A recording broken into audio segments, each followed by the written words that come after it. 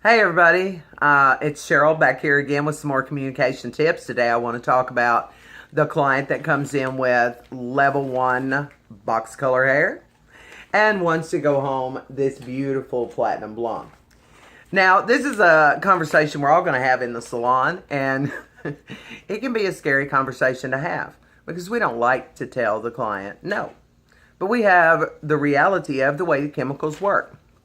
And we all approach this conversation from our own unique style. For instance, I've been guilty of saying things like, girl, that ain't gonna happen today. And then there's the hairstylist who wants to be very informative. No, we're not going to be able to do that today because this is a process and you're level 1 and we have to go up beyond platinum and the natural underlying pigment and blah, blah, blah, blah, blah, blah, blah. So then you also have the real sweetheart, like the voice that I don't have. And that voice is, well, we're not going to be able to do that today because this is a process. And so we all approach that.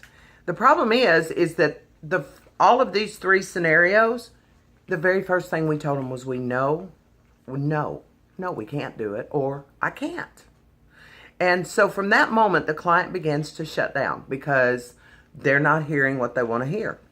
Now, do I suggest lying or BSing them in any way? Absolutely not. What I do suggest is that we engage them and we validate what they like. I love this blonde. This is beautiful. And I can achieve this. I absolutely can.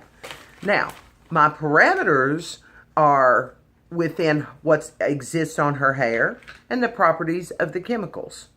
And it's up to me to begin that conversation of trust. So when I validate her, I'm letting her know that I think what she's chosen is beautiful, that I can do it, but here's how it's going to go down.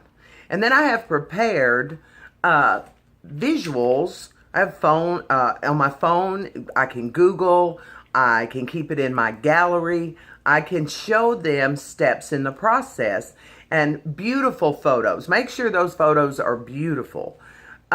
Beautiful photos of the journey that they're going to take, because we can make them beautiful at each step. Whether we do it in 1 visit, 2 visits, 4 visits, 6 visits, whatever it takes based on their starting point. So, then they know that my concern is for their hair. After I have validated them and I'm giving them some options, I want to make sure I also avoid some words like orange. Orange. Of course, when I lighten it to orange, I'm going to tone it to a beautiful color for their first visit. They don't need to think that there's even a remote possibility that they're going to go home with pumpkin orange hair. Also, we want to avoid the word strip. There's likely 2 times they've ever heard the word strip, and that was in relation to a pole or wood cabinets. Either one does not create the same kind of damage that when we use the word strip. So they don't understand the correlation. They just think you got to get the brown out of the way, you put the blonde on and life is good.